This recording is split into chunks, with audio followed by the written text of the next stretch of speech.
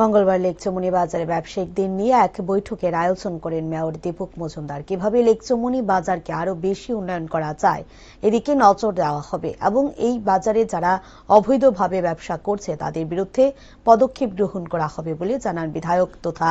Mayor Dipak Majumdar. তাছাড়া আরো বিভিন্ন বিষয় নিয়ে আলোচনা রাখেন মেয়র দীপক মজুমদার। এদিন মেয়র দীপক মজুমদার ছাড়াও উপস্থিত ছিলেন এএমসির কমিশনার শৈলেশ কুমার যাদব এবং বাজারের সেক্রেটারি সভাপতি সহ অন্যান্যরা।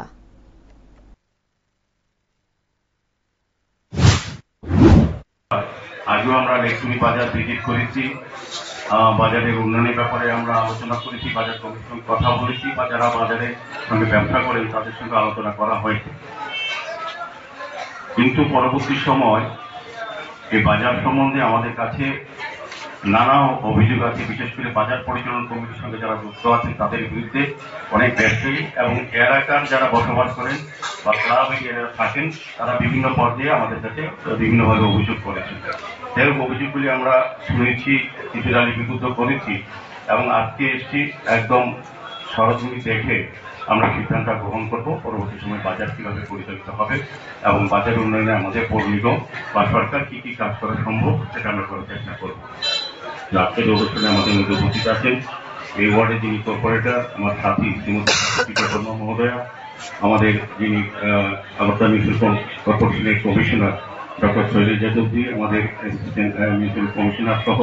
আমাদের বিভিন্ন ইঞ্জিনিয়ার আধিকারিকরা, এখানে সাতরামনগরের যিনি মহানগর সভাপতি আছেন উদয় ভট্টাচার্য